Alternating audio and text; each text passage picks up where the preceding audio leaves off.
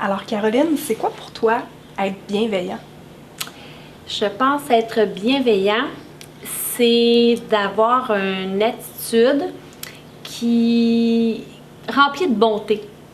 C'est-à-dire que on va faire des interventions, on va miser, mais toujours sur le besoin de l'élève, mais toujours avec un fond de gentillesse. Même quand on est fâché, même quand on n'est pas content, même si le jeune ou l'adulte ou le client a eu un mauvais comportement ou quelque chose comme ça, on peut l'exprimer, mais on va l'exprimer d'une façon où on va toujours ressentir qu'il y a comme une gentillesse cachée.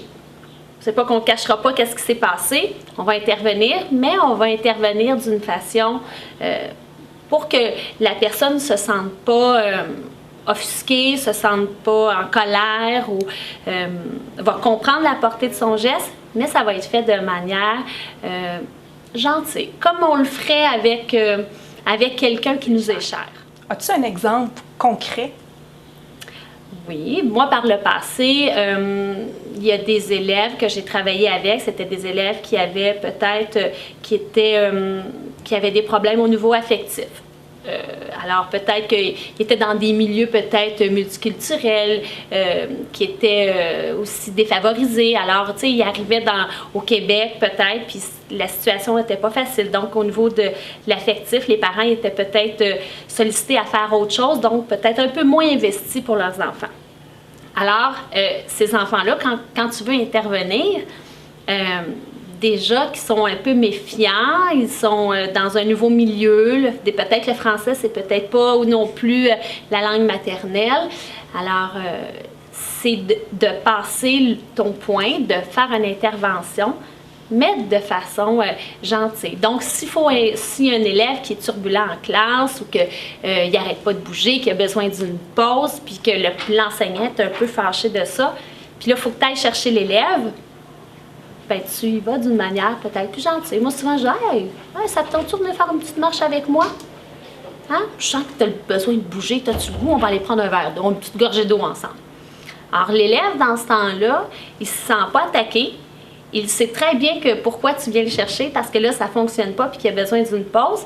Mais tu n'es pas là, tu ne le dis pas d'une manière négative. Tu lui offres un choix positif. Je m'en viens te chercher. T'attends-tu prendre une pause avec moi? Ah oui, donc, on va aller prendre une petite marche, on va aller prendre une petite gorgée d'eau. As-tu besoin d'aller faire une petite course au gymnase? On va aller faire ça ensemble. Alors, tu sais, ça va être plus dans cette optique-là. On a le résultat, le jeune a besoin de sortir, le prof a peut-être besoin d'une pause, puis le jeune, il ne perd pas la face, son estime personnelle n'est pas atteint. Il a fait ce que tu as demandé, tu as répondu à son besoin, il revient en classe, il est disposé, puis toi, ta relation avec ton jeune il est intacte. Alors, OK.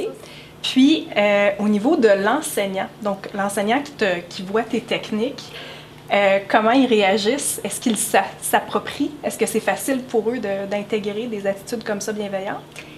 Ça dépend des enseignants. Alors, c'est sûr que quand tu arrives dans un milieu puis tu as des techniques d'intervention comme ça peut porter à confusion. Parce que je pense que par le passé, les éducateurs spécialisés étaient davantage vus comme des agents, pas des agents de sécurité, mais étaient vus plutôt comme des personnes qui, ceux autres, vont faire respecter le règlement. Quand ça ne marche pas, le jeune, il sort. Tu sais, il sort de la classe, il est tannant, ça ne fonctionne pas, on appelle l'éducateur, il va venir le chicaner, il va sortir. Sauf qu'aujourd'hui, les nouveaux éducateurs, on le sait que ça ne fonctionne pas.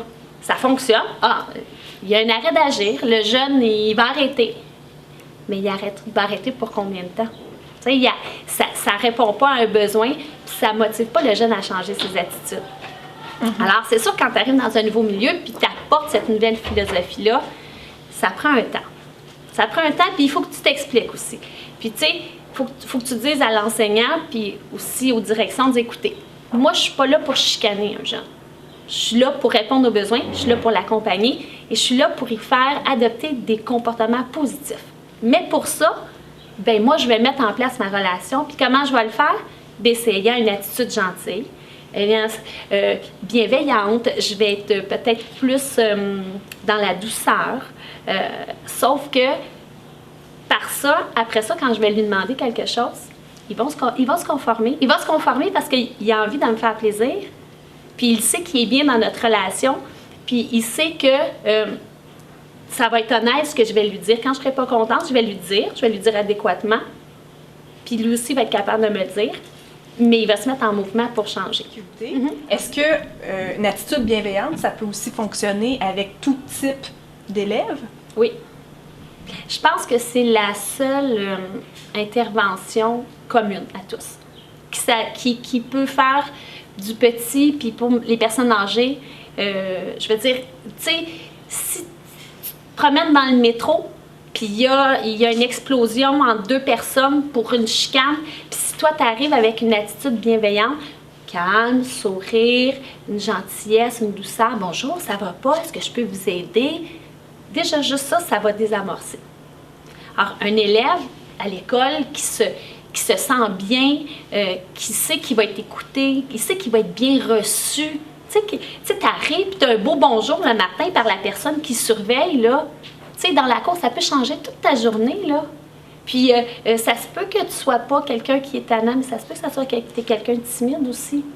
Tu sais, t'es plus réservé, puis aussi, c'est comme... Moi, j'aime, tu sais, il y a des enfants qui disent, moi, j'aimerais ça aller jouer avec l'éducateur, tu sais, j'aimerais ça, mais je suis trop gênée pour y aller, tu sais. Mais sauf que je sais, quand je vais être dans le cours d'école, là, elle va prendre du temps avec moi, puis elle va me dire bonjour. Fait que si jamais j'ai un problème, je vais y aller. Je vais aller la voir. Mettre ça en pratique, est-ce qu'il y a d'autres petits gestes comme ça, tout simples, mais qui font toute une différence? Je pense que l'accueil, ça fait partie de... Je pense aussi que l'écoute. Tu sais, des fois, tu dis, ouais, je sais pas quoi dire, mais des fois, tu n'as pas besoin de rien dire. Tu sais, tu as juste besoin d'être là, puis tu as juste besoin d'écouter la personne. Tu sais, la personne n'a peut-être pas besoin de conseils, elle n'a pas besoin que tu trouves une solution, elle a juste besoin que tu l'écoutes. Tu sais, parce que si un enfant arrive en classe, puis ça fait 3 jours qu'il n'a pas mangé parce qu'il n'y a pas de sous à la maison ou parce que papa, maman, ils travaillent, ils n'ont pas eu le temps de faire l'épicerie, bien, ça se peut que la dictée, puis les mots vocabulaire, ils ne les ont pas fait hier, puis ça se peut qu'il ait faim, puis ça se peut qu'il ne soit pas de bonne humeur. Bien, des fois, juste d'arriver puis de dire « Ah, ça n'a pas l'air d'aller. Ben, non, ça va pas, puis j'ai pas mangé, j'ai faim. » Puis t'as fait « Veux-tu, je vais essayer, on va aller essayer de trouver une collation pour toi. » Fait que, dans le fond, c'est juste ça, c'est des petites choses au quotidien. Tu as parlé de l'impact pour le jeune, comment ça peut lui être bénéfique, mais pour la personne qui est bienveillante, qui adopte des attitudes bienveillantes, est-ce qu'il y a un impact pour elle aussi? Bien, je pense que oui, parce que quand tu as une attitude bienveillante, tu vas te retrouver, je pense, face à moins de résistance, donc moins de frustration, puis moins d'opposition, donc peut-être moins de crise de colère. Donc, tu sais, c'est comme un cercle vicieux. Tu sais, c'est le temps que tu mettes ta relation en place, une relation bienveillante, accueillante, tout ça, puis que le jeune se l'approprie, bien, il va commencer à changer. On est comme dans le mouvement, tu sais. Fait que c'est sûr que toi, en tant qu'intervenant, en tant qu'adulte, en tant que professeur, ça va te demander d'investir au début, mais après ça, quand ta relation est faite, ça roule, puis tu perds bien moins de temps à régler les petites chicanes de une puis de l'autre parce que ta classe, ça va bien.